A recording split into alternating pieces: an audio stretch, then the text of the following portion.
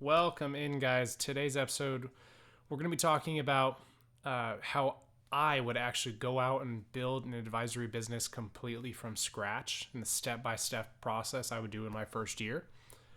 We're going to talk about where to find good advisors to hire for sales roles.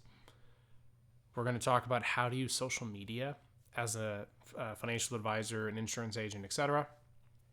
And we're going to give you some tips on creating type form content, and then also with that, how to come up with the streamlined process to creating the content itself. So stay tuned, guys. You're going to love this.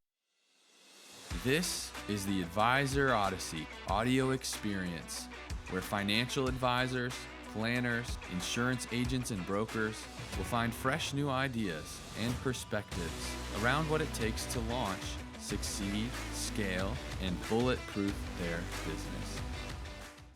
All right, so the big idea today is it's actually a question that I was asked, but the question was just way too big to hit in the left field segment. So we're going to go ahead and make that the real meat and potatoes of this. Here's the question that I was asked. And it started as, if I were you. But the question is, what would I be doing if I was trying to build an advisory business completely from scratch? Imagine I just got my insurance license and my securities licenses. I have no clientele, no networks, no CRM at all, like nothing, completely from scratch. And I thought this would be a really cool episode to record for you guys. So jumping into it, this is the year picture. That's kind of how I had it structured out. It's how I would do it in my first year. That could bleed into a year and a half, but overall, here's my step-by-step process. And there are officially 9 steps to it. So this will also play into my 4 components of a successful marketing plan. Marketing is the lifeblood to starting a new business in the advisory space. So if you have not yet listened to that podcast or seen some of those videos, I would highly encourage you to go back and watch those, because that's going to be a big component of what we're talking about today. So marketing from the bottom floor here. Step 1, I would make sure that my website stands out and looks professional. Right. This is a couple tips here is my website. Nowadays, if you have a website, well, you need to have one for people to know you even exist. 15, 20 years ago, if you had one, you were the next big thing. But your website it's not going to really sell for you, and you shouldn't be you should not misinterpret that. Your website is there specifically to be a living full-time business card. But with my website, I want to make it look different. I want to make sure it looks professional. Some of the ways that I do that, first and foremost, I want to make sure that it's fully optimized for mobile usage. Most people that visit your website will do it from their phone, and that percentage is only going to increase as time goes on, as more and more people start using their smartphones more than they use their laptop or their tablet or their computer. My website, I would have it filled with call to actions for downloadable material and evergreen content, which preferably I would have it in video form, evergreen content. That way I don't need to always worry about updating it, for whatever reason. It's there, it's evergreen, it's videos. But the website would be filled with it. Not an overbearing amount, but every page should have at least a video. This is pretty simple stuff. I would have an updated picture of me. And if I have any sort of team at all, like maybe it's, a husband or wife or a child or, someone in the business, they would need to have an updated photo.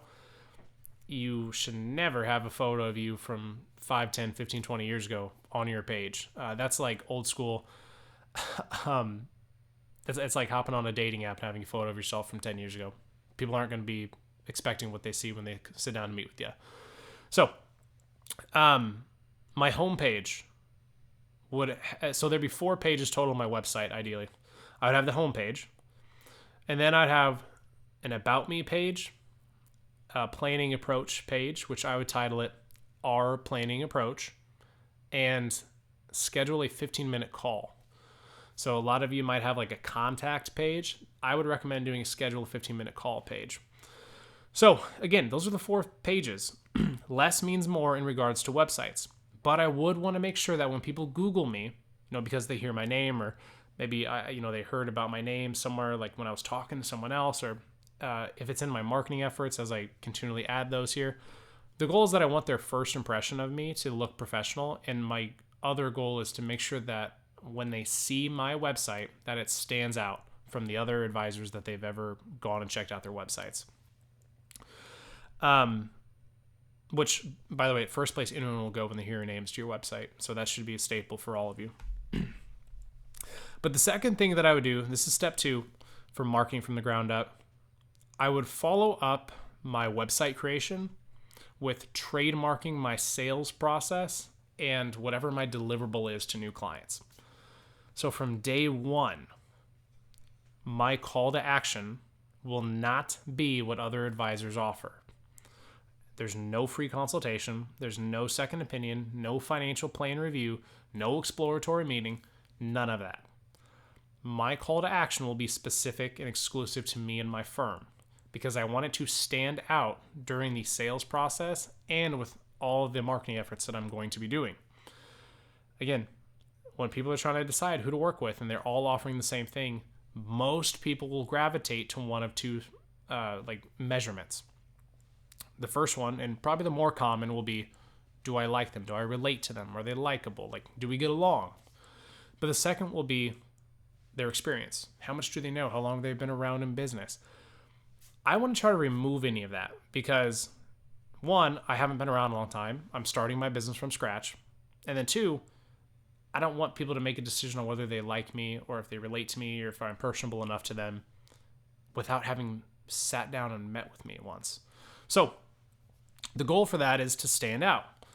Now, my call to action would be something along the lines of, and I jotted these down before I hopped on this, is your own custom 4th quarter financial game plan or your own custom retirement roadmap, right? Something like that, because this would be advertised everywhere. And I would get appointments set just because people are curious what it actually is that I'm offering. Now, and that's not a pompous statement. I want to be clear. I'm not saying everyone's going to set an appointment with me, but there's going to be more people who set the appointment just because they have no idea what it actually is that I'm offering, right? It's a whole new thing. I'm decommoditizing what I do, right? One of the biggest hurdles, if not the biggest hurdle, financial advisors face when they build their business is standing out in the sea of sameness. There are so many advisors around the world, around the country. You've got tons of, whether it be banks, you've got tons of agency models, you've got tons of captive wirehouses. You have the independent advisors out there. You've got so many fields of advisors. If you sound like them and talk like them and speak like them, why would anyone choose you over them? So we're getting that out of the way. Step 3 here. With no baseline at all of clients or prospects even, my sole focus is on building a list of prospects or potential prospects. I'll clarify because at this point, I wouldn't actually even know if they'd be legit prospects for me yet. So I would be pumping out content on social media platforms that have organic reach so I don't have to spend anything on promoting myself. Again, not ideally. Presumably, money is tight when you start your business from scratch because you have no clients. So I don't want to spend anything on promoting myself through branding. I'm just going to create it myself and I'm going to hope for organic reach and scale. The 2 best places that offer organic reach and scale is LinkedIn and TikTok. Again, literally you could go on there right now and create a video or a post and it could go viral by tomorrow. You can't do that on Facebook. You can't do that on Instagram or Snapchat or any of those other platforms. It's only on LinkedIn and TikTok for now. I would want my focus to be on exposing my business and my name to as many people as I possibly can in the very beginning. So those are the 2 platforms I would really focus on. I would still have Instagram, I'd still have Twitter, but those are the 2 big platforms. And I would also build out a content calendar and stick with it. Another big challenge that advisors tend to face when they're trying to grow their business through the branding aspect is they think they should be spending 3/4 of their day creating content, and that's just not the case. Creating the content, recording it, whether if it's a video, typing it out, writing it out, if it's written content, that takes time. So when that inspiration hits, I just want to ride that wave. So set aside time, build out a content calendar, and stick to it. So all you have to do is copy and paste or upload a saved video. You don't have to create anything in that moment. And then also, I'd be repurposing my content all the time to post across all the social media platforms that are free. So like common things that I think a lot of actually advisors and just individuals in general, they overlook when it comes to creating content and then repurposing it. Every video that you ever record or audio, any video or audio that you ever record, there's a transcription that you should be able to get. Your subtitles are, assuming your content is powerful, that's just written copy. It's not going to look the same as, how you talk versus how you write. So you'll have to edit it a little bit. But how many times have you said something really powerful during a phone call with the client that's not specific to them, but you've said something specific to financial planning that you thought to yourself, that was really good. I should probably remember that so I can tell more people that. This is your opportunity. Repurpose your content. Sit down, 30 minutes of recording content, and then chopping it up, splicing it up, subtitles, little snippets. That can last you weeks, depending on how frequently you post. So I'd be all about the content creation as well. The fourth piece here, this is when I would then begin my first paid marketing funnels that would allow me to get really, really granular on either a specific niche or an audience that I'm comfortable with. So those funnels, if it were me, I would be doing probably educational workshops or dinner seminars. I would probably consider a live webinar, but I don't think I'd roll with it right away. My niche, I would probably zone in on teachers because my wife is a teacher. I understand teachers. I understand a lot of what they do on a daily basis. I understand a lot of their retirement planning. Like, I understand them enough. Not as well as my wife would, but I understand them. So that would be my niche. Some other popular ones, and quite frankly, I think they're really successful if you zone in on. You got doctors, dentists, and doctors and nurses, dentists, government employees, other federal employees. You got self-employed entrepreneurs. There's a pretty hefty list here, but my focus would be solely on getting a quicker potential return on investment to put the money back into marketing. So again, for me, I would be doing dinner seminars or educational workshops. There's a learning curve for newbies when trying to run a seminar well. So now I'm familiar with a lot of dinner seminars, so I'm going to presume that I understand how to do it on an average basis. Not any less, not any better than the average. So what I'm about to tell you are legit numbers that one should expect with proper coaching and execution on their dinner seminars. And again, if you don't have these, by the way, if you are doing seminars and you don't have the results like these, like, don't hold anything against you here. This is more so a lack of like information and a lack of direction from the individuals that you should be working with to help you. It's not a reflection of you. So I would spend $7,000 roughly. In my area, it's about $7,000 to send out a 7,500 piece mailer. Now that $7,000 includes the mailer and the dinner itself. Let's say I get 38 buying units who RSVP to my seminar. So those 7,500 mailers got me 38 buying units to register. 30 of those 38 buying units showed up to my seminar. So that means I had 8 no-shows. Now, of the 30 households that showed up, I set a first appointment with 9 of them, a little less than a third. Now, those who actually showed up to the first appointment, 6 of them. Those who showed up to a second appointment, 3 of them. And then those who became a client, just 1 of them. Now, let's say, this is tougher to really get nitty gritty on hypotheticals, but if I know that my average revenue on a new client is $15,000, again, I use $15,400. then my ROI on my initial investment is 120%. Right? I made $8,400, spent $7,000 to make an additional $8,400. So, knowing that math, I would be funneling money into seminars over and over again to build up my client base. The math checks out.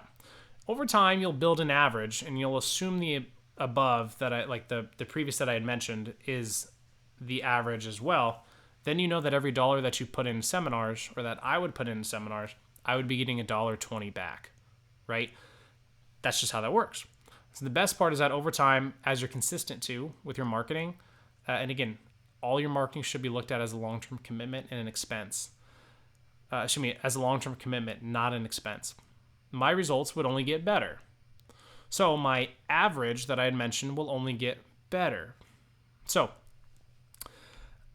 number 5, step 5 here is, in the beginning, I would be manually sending out an email blast that follows a standard email cadence sequence for financial advisors. Okay, there's email cadences for different types of businesses, and you don't want to mess with like the technology companies. You don't want to mess with the gyms or the food subscription companies. You're a financial advisor, right? You're in the financial services industry. Follow those cadences. But I would be sending out those emails to all of my no-shows for appointments and the events, and then all the households that didn't close out for whatever reason. So my example above, that would be 37 households that I would be now actively dripping on through digital marketing and email marketing, just through that standard email cadence. All my emails would be value forward without any call to actions, at least for the first month, because I don't want them to opt out too quickly. I'm assuming that the timing just wasn't right yet, and that's why they either didn't set the appointment or they didn't show up. I'm not going to assume it's because they didn't like me or want to meet with me, right? Even though that's probably the case for some of them, you cannot assume that. Okay, always assume that it's just not the right time, not that they don't like working with you or want to work with you. But anyways, those 37 households that I would be now sending emails out to, I would be actively nurturing and dripping on them.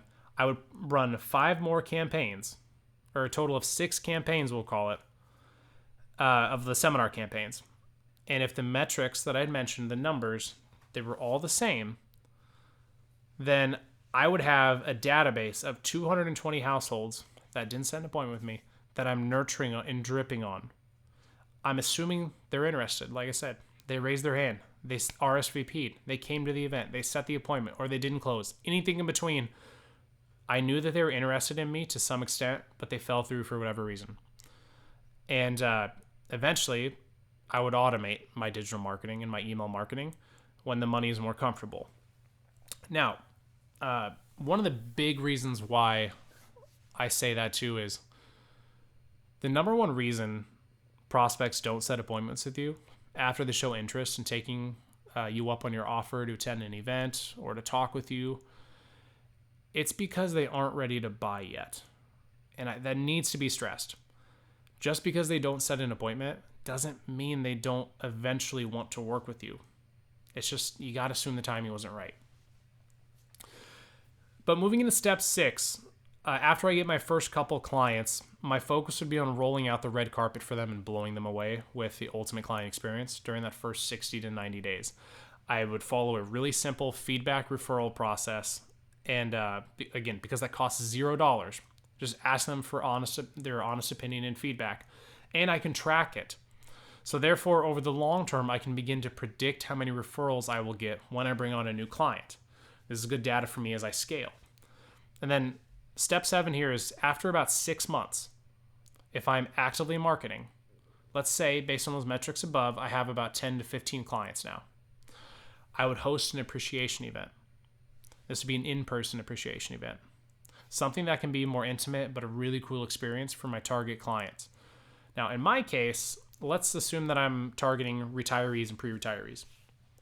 I would probably rent a movie theater out and host a private showing for my clients.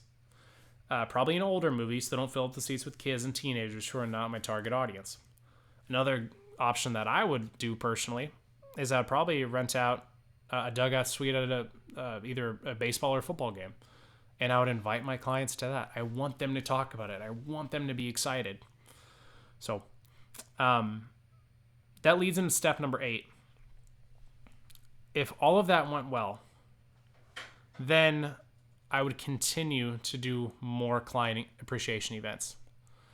But this time it would be less about appreciation and more focused on referrals.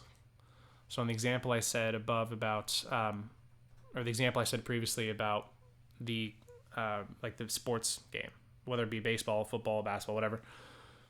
Let's say money's a little tight, and I can't just do that for appreciation. I've got to get something out of it.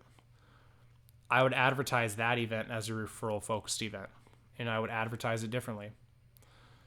I would structure it in a way that it's clear, and by structuring, I mean the actual event itself and the marketing and advertising I'm doing for it. I would structure it in a way that's clear that in order to get a ticket or an invitation to come to the game, you need to bring somebody with you.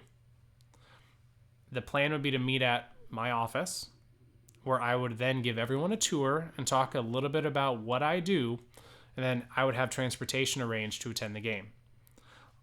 I would need all the contact information and all the emergency contact information on those who come with me in order to make that happen. So I suppose you could consider those individuals leads or potential referrals. But overall, it'd be a really cool experience. It would cost probably around $10,000 in like totality, and my clients would rave about it.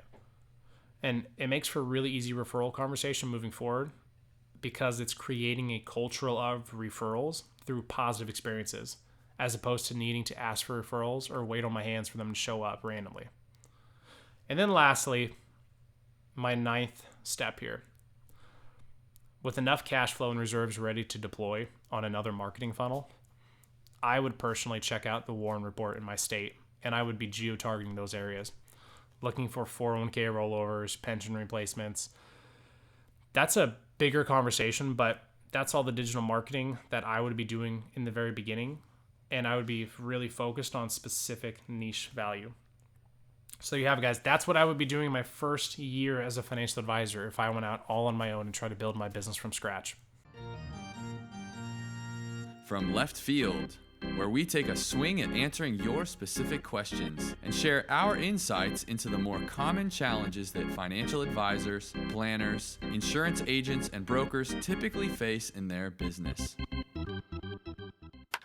First question from left field today. The last few advisors that I hired to work with me all failed and left. Where can I find good advisors to hire?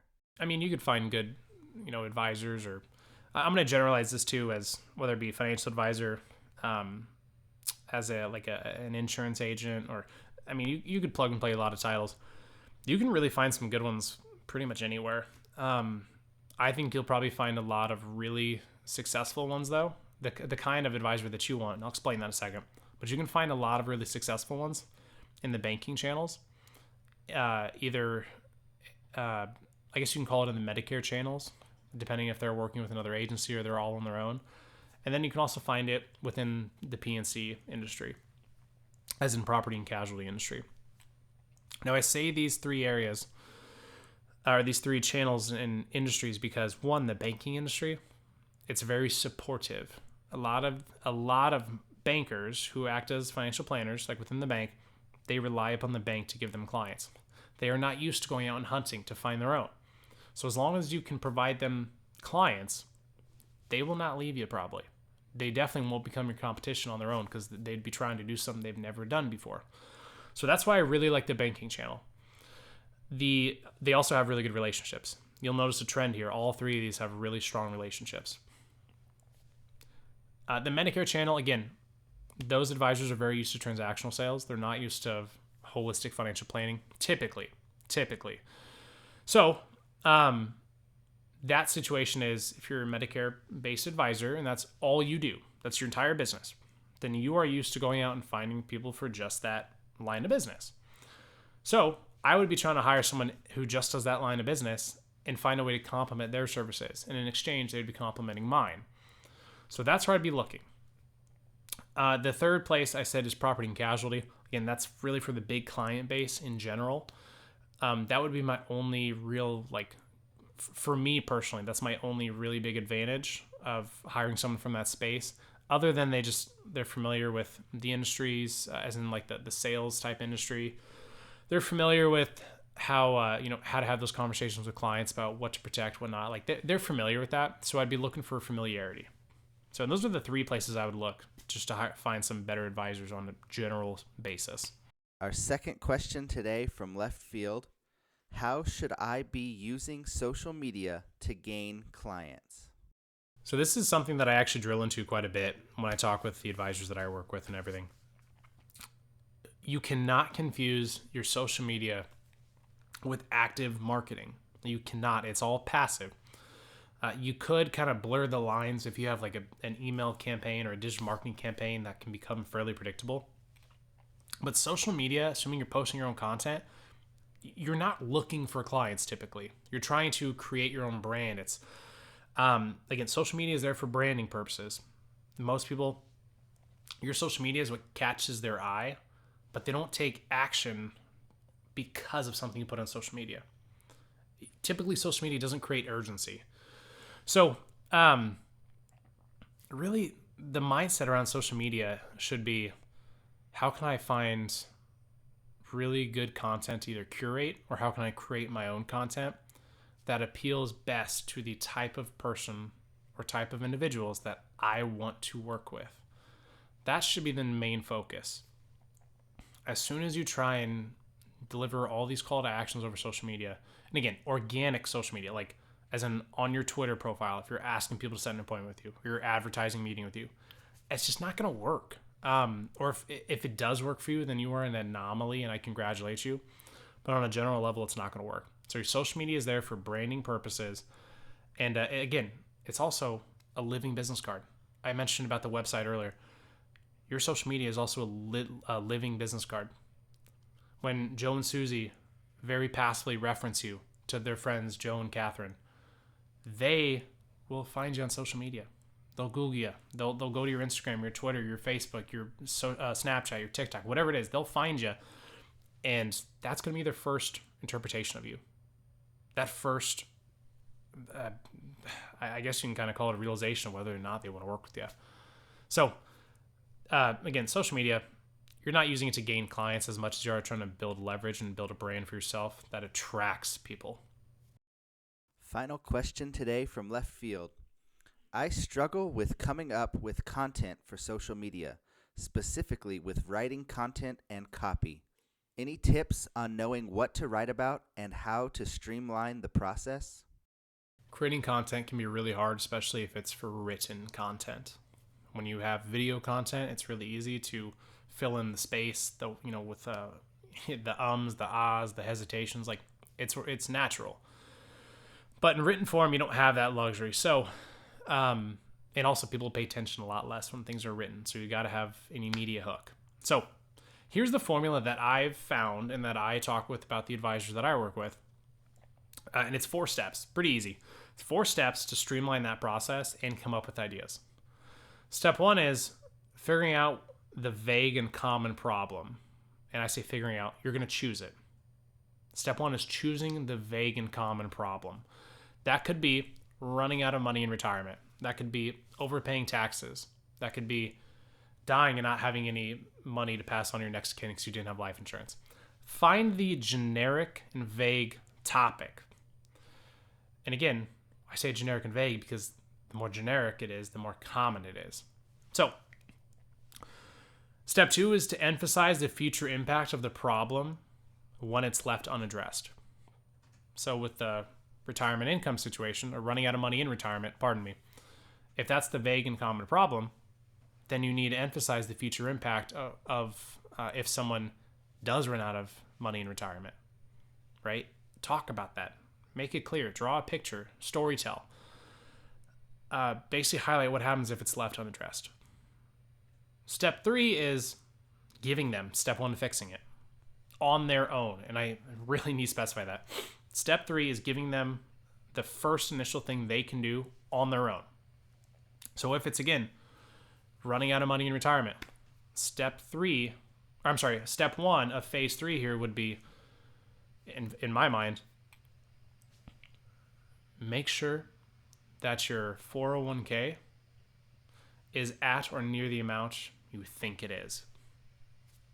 That'd be step one right there. And your step ones could be different things, but the point is something that someone can do all on their own without you. Because the fourth step of this is how they can leverage you or your services to help them with the next handful of steps. So in that same example, if it's running out of money in retirement, step one, they need to see how much money is in their 401k and if it's at or around the same value. Step 2, 3, and 4 might be laying out a potential budget in retirement, then planning on when they want to retire, and then fill in the blanks as you go. But the point is, you can help them with the budget. You can help them with knowing when they can retire. You just kind of fill in the gaps there. But that's the content that you want to create when it comes to written copy. Hope that helps. We hope you enjoyed the Advisor Odyssey audio experience. Connect with us on your favorite social media platforms at Advisor Odyssey. You can find our full-length educational videos to watch on YouTube, Instagram, and Facebook. Check out all our articles and publications on medium.com/Advisor Odyssey. The Advisor Odyssey podcast is available on Spotify and Apple Podcasts. The contents and opinions shared, expressed, or otherwise alluded to on the Advisor Odyssey podcast and audio experience are solely ideas and not to be depicted as tax, legal, or investment advice. Results from the use of these concepts may not be representative of the experience of all financial professionals and are no guarantee of future success. Your results may vary. The Advisor Odyssey and its affiliated members are not to be held liable or responsible for any lawful recourse or punishment invoked upon the individual or accompanying business partners or team members. Federal law, state law, and/or insurance carrier requirements may prohibit or place limitations on any of the ideas and activities expressed. All advisors, planners, wholesalers, affiliated reps, and investment advisors should be aware of any limitations imposed by federal regulation, state regulation, insurance carriers, broker-dealers, and registered investment advisors as applicable. Investment advisors are strongly encouraged to obtain pre-approval from the broker-dealer, registered investment advisor, insurance company, or similar institution with which they may be affiliated.